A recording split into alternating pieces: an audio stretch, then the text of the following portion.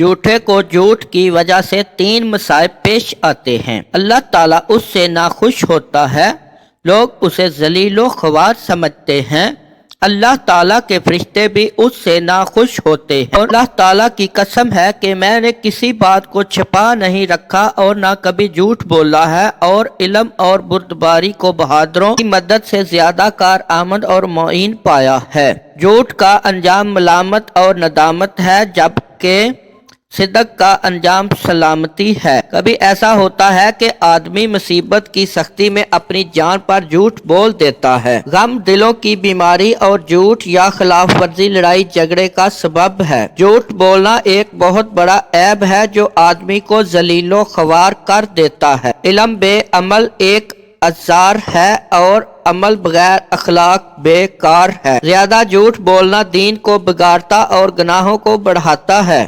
بے شک جھوٹ عام طور پر پھیل گیا اور سچائی کم ہو گئی ہے۔ جھوٹ اور خیانت شریفوں کی خصلت نہیں اور فحش گوئی اور بے حیائی اسلام کی بات نہیں۔ جو شخص باطل اور جھوٹ کی اعانت کرتا ہے وہ آخرکار نقصان اٹھاتا ہے۔